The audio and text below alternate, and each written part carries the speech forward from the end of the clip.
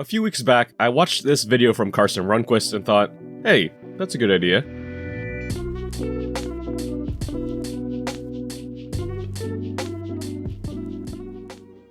Wong Kar-wai's In the Mood for Love is easily my favorite film from the year 2000. Probably his career-defining movie, it has all the trademarks you come to see through his filmography. Intense color saturation, slow lingering shots of hallways and rooms, and Maggie Cheung and Tony Leung pondering and going through the motions of what it means to be in love. It's a film that the first time I saw it, it stayed with me in my mental in the days and weeks following, and was for a long time my all-time favorite film. My runner-up for 2000 is Memento.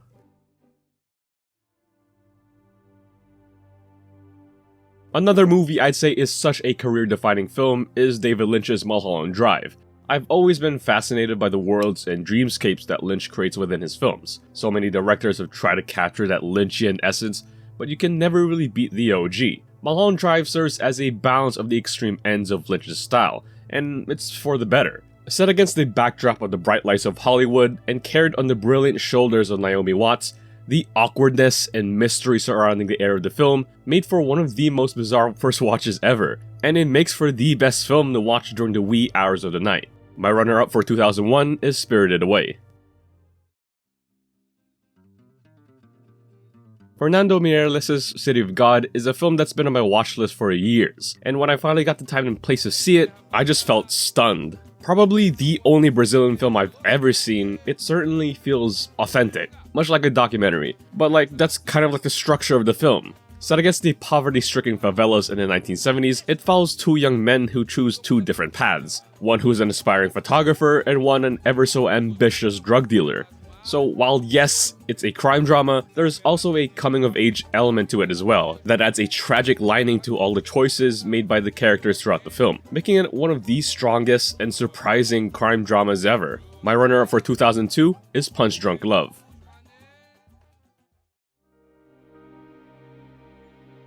Bong Joon-ho is just him, man. Memories of Murder is unequivocally the best detective thriller ever. It's a story about two detectives in 1980 South Korea who attempt to find the nation's first serial killer. And I kid you not, every aspect of the film is incredible, from the writing, to the directing, to the performances of Song Kang-ho and Kim Sang-kyung, to the visuals, the score, to the cinematography. It makes for probably the best sophomore feature ever, where by the end of it, it just feels like you've had a 5-course meal. It's multi-genre to the core, where it's under the thriller banner, but isn't afraid to swing for some comedic elements to balance the grim palette of the movie. Bong is definitely one of the best and most interesting working directors today, so don't be surprised if he shows up on this list again. And that's not a spoiler, it's a warning. My runner-up for 2003 is Lost in Translation.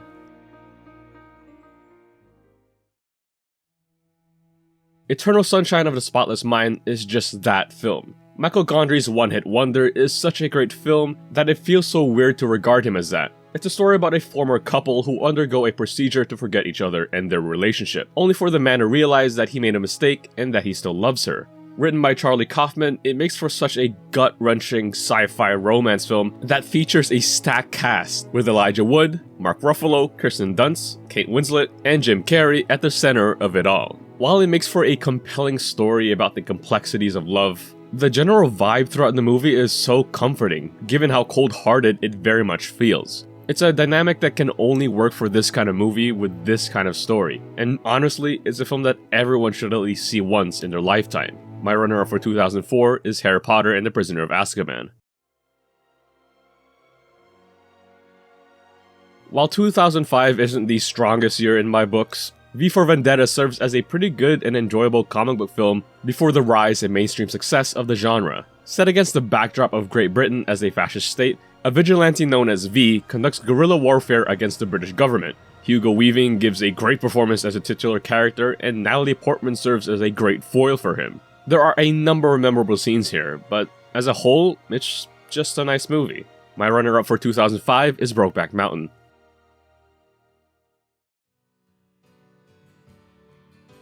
Nolan isn't really known to be a comfy filmmaker, but every time I get to see The Prestige, there's just a very calm and soothing vibe around it. It's weird. but I just get the feeling that I'm being treated to a show, at least when compared to the large-scale, mind-bending blockbusters of the rest of his filmography. It's a story between two magicians who brew an intense rivalry between each other, former friends, now bitter enemies. It's a film about the deception of the art of magic, as well as the obsession and mastery of it.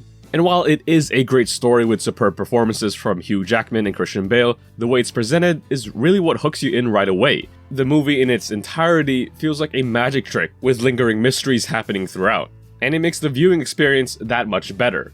My runner-up for 2006 is Little Miss Sunshine. 2007 was a banger year for film. It was kind of difficult picking my favorite considering there's like 3 or 4 nearly perfect films this year, but I think No Country for Old Men still squeaks this one out. The Coen brothers' crime drama is one of the most iconic films of the decade. Set against the rough and grim backdrop of a Texas desert, it follows a man who stumbles upon $2 million in a botched heroin deal. A stone-cold killer follows him to recuperate the cash, and a local sheriff is hot on the trail of the killer. It's a cat-and-mouse prey and predator film that oozes coolness, and with Josh Brolin, Javier Bardem, and Tommy Lee Jones as the leads, it was only ever gonna go that way. Shot by Roger Deakins, the visuals of this are incredible and only make the film that much more awesome. My runner-ups for 2007 are Ratatouille and There Will Be Blood.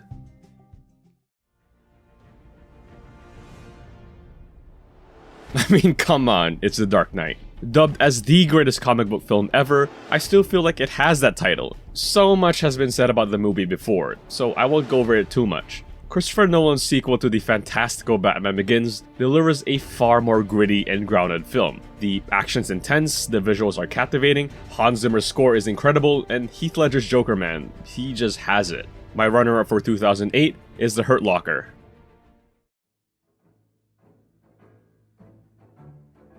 Inglourious Basterds is one of my favorite Tarantino films. It's a movie about a group of Jewish American soldiers, led by Brad Pitt's Lieutenant Aldo Raine, who brutally kill Nazis. Tarantino's films have always looked incredible, but there's something about the visuals of this movie that really stands out from the rest, even if most of his films are shot by the same cinematographer. Melanie Laurent's role and story in this is just as worthy of the spotlight as Pitt's role, and Christopher Waltz just wipes the floor clean as Hans Landa, and he kinda steals every scene he's in. It's an enjoyable and satisfying watch, and one that I think is kind of underrated when compared to the rest of his films. My runner-up for 2009 is 500 Days of Summer.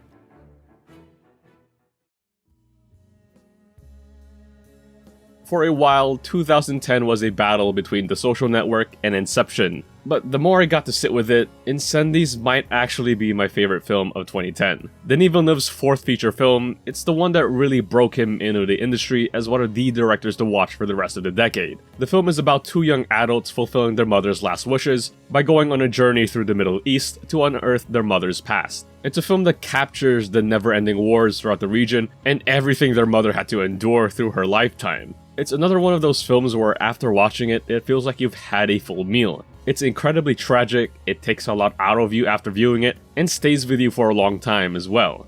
It's such a downer, but it's one that you've gotta see. Also, that intro with Radiohead playing in the background, it really sets the tone for the brutality of the movie. My runner-up for 2010 is The Social Network.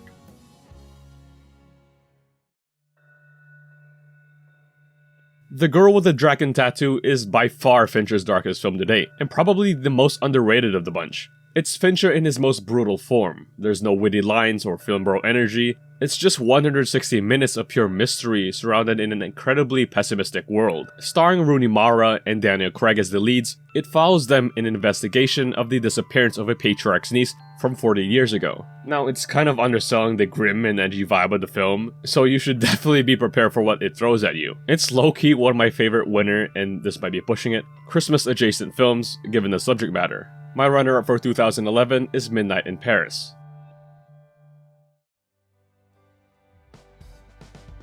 Skyfall is easily my favorite Bond film. I've got a lot of love for Casino Royale, but what Sam Mendes, Roger Deakins, Daniel Craig, and Javier Bardem were able to achieve here is nothing short of fantastic. A film about the relevancy of Bond in and out of the story, it was able to answer with confidence that the need for James Bond in the modern age is still there. It stands as the best looking Bond film to date, and the one whose action set pieces has aged quite well. And might I add, also having the best Bond song and intro in Adele's Skyfall, like, Come on! Craig's franchise of films were never able to reach these highs again, but I'm very much glad it exists. My runner-up for 2012 is Moonrise Kingdom.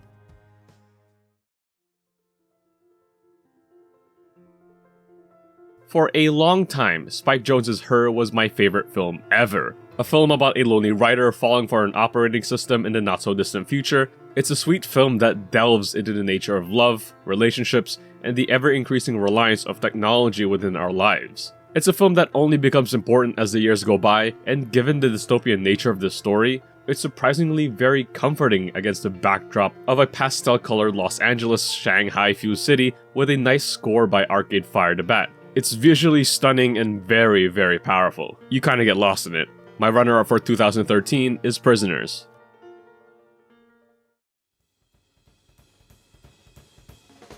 Damien Chazelle's real debut feature Whiplash is still the best director breakout ever. A story about a young jazz drummer and a ruthless instructor both vying for greatness. I believe it's one of those movies that'll eventually be dubbed as a modern classic.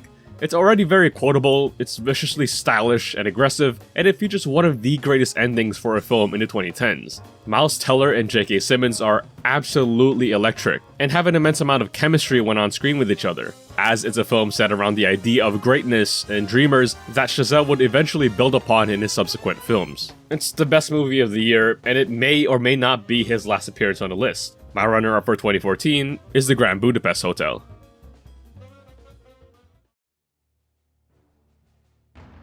This might be a bit of a hot take, but Creed is the best movie in the Rocky-adjacent franchise. Ryan Coogler's first shot at a studio film knocks it out of the park. A legacy sequel about the son of a former heavyweight champion Apollo Creed, Adonis, played by Michael B. Jordan, mentored by the ever-so-iconic Rocky Balboa, played by, of course, Sylvester Stallone. Not only is it great that it treats both the films before it and Rocky with so much respect, but it builds upon the bedrock to deliver a far more gripping and mature take on the franchise. This would also mark Coogler's second collaboration with Jordan and composer Ludwig Göransson, which would skyrocket their careers into new blockbuster-level heights. It's a film that has aged very well, and one that definitely should have won some Academy Awards. My runner-up for 2015 is Mad Max: Fury Road. I alluded to this like a minute ago, but as much as I love La La Land and its ode to Hollywood classics and French musicals, Arrival is my favorite film of 2016. Directed by Denis Villeneuve, Arrival stands as a sci-fi film like no other, a story about a linguist that's recruited by the military to communicate with a perceived alien threat. As much as it's a phenomenally crafted film all around, I think this had to be Amy Adams' crowning moment. A lot has been said about the Best Supporting Actress loss for The Master, but I think not even being nominated for Arrival is a much greater loss. For such a cold-feeling film, she is quite literally the one bright spot pushing the film's emotion and eventual tragedy so much higher. I also think it's a film that should be talked about as much as other iconic sci-fi films of the 2010s, like your Interstellars or your The Martians. My runner-up for 2016 is La La Land.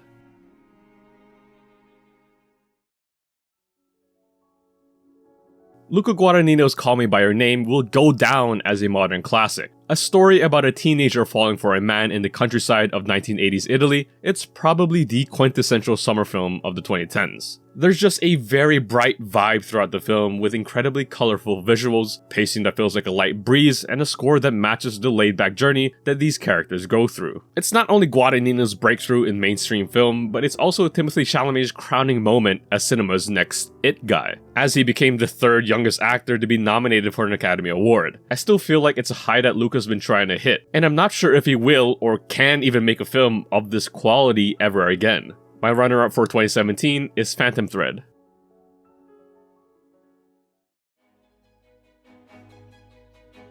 I'm not usually a fan of films set during this time period, but Yorgos Lanthimos' The Favourite eclipses that bar. Set in 18th century England, a rivalry brews and escalates between the newly arrived Queen's cousin, played by Emma Stone, and the Queen's advisor, played by Rachel Weisz, vying for who could be the Queen's favourite, with Olivia Colman at the center of it all. And I absolutely love the trio's dynamic, one-upping each other, sabotaging each other, and all the shenanigans to essentially be the ruler of it all, considering the Queen isn't exactly, queening it out. Might I add, all three give incredible performances that match their characters' competitiveness. The visuals, production, and costume design are eye-popping, and add a sense of audaciousness in this showcase of who's better for the queen. Even if you're not into films in this kind of setting, I'd say even give it a shot, because these three women just hook you right in. My runner-up for 2018 is Roma.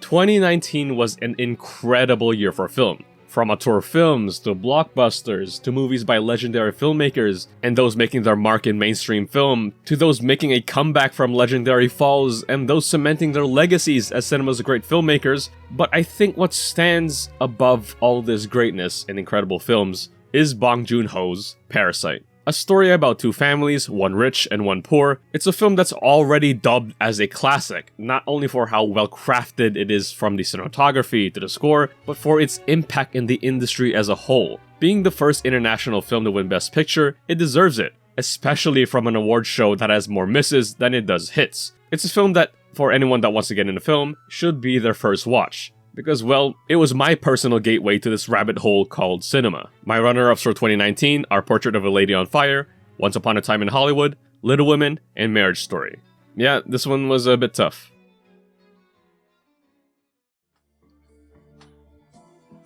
Going from one of the best years in film to probably the worst is, not gonna lie, insane. To no fault of these filmmakers, the cinema experience in 2020 was less than subpar. So seeing a film like Another Round during these trying times brings some levity. Thomas Vinterberg's dramedy follows four high school teachers, one of them being Mads Mikkelsen, as they partake in a low-level intoxicated drinking experiment.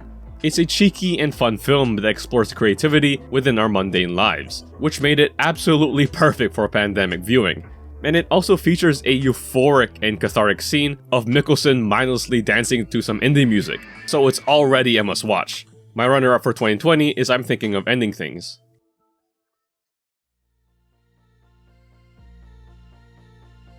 Coming off her masterpiece in Portrait of a Lady on Fire, Celine Sciamma's Petite Maman is an incredible follow-up. It isn't the hard-hitting emotional tragedy that Portrait was, but rather a wholesome, emotional coming-of-age film delivered in well under 90 minutes. It's a story about an 8-year-old reckoning with the death of her grandmother, until one day, she meets a familiar girl her own age in the woods, and they go on a fantastical journey to help her come to terms with the loss. It's a very simple and heartwarming watch that makes for a great late summer, early fall film to see. My runner-up for 2021 is The French Dispatch. So, with it being 2022, we're now in the years where I've made videos on my top 10 films of that year. So if you want to see more details on my yearly rankings, be sure to check those out. But my favorite of 2022 is still Aftersun. It's a film about a young woman named Sophie and her reflections and memories about her private holiday trip with her father when she was younger. Featuring Paul Mescal post-Nora People Breakout and placed on the shoulders of Frankie Corio, it makes for such an emotional, cathartic watch. A film about nostalgia, memories, and mental illness, it just pulls on your heartstrings against the backdrop of a Turkish resort. Then crescendos to a third act of The Ages, where the ending is still burned into my mind. My runner-up for 2022 is Babylon.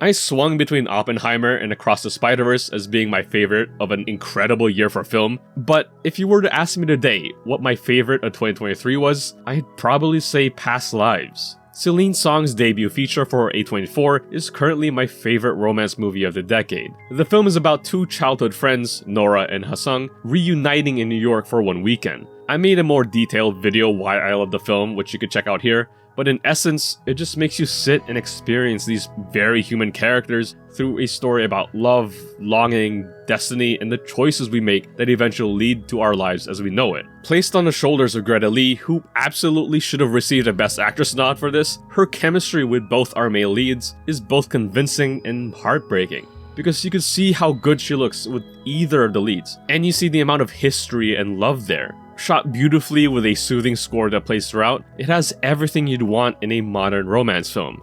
My runner-ups for 2023 are Oppenheimer and Spider-Man Across the Spider-Verse.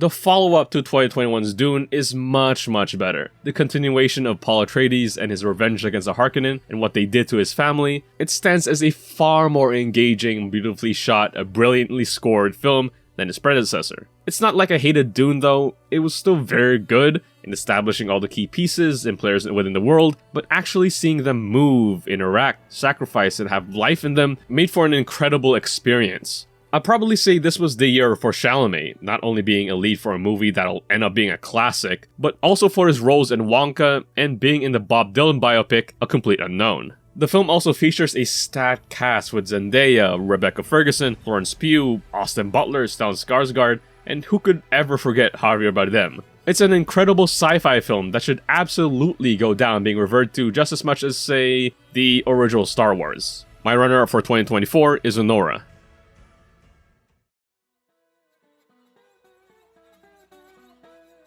Well, we're only about halfway through the year, but for now, I'd put Sinners as my favorite film of the year. And considering that could very much change, especially during the fall season, it's an exceptional placeholder for now. But I hope you guys enjoyed the video, please like and subscribe. Be sure to check out the videos I mentioned throughout this list, and thanks for watching.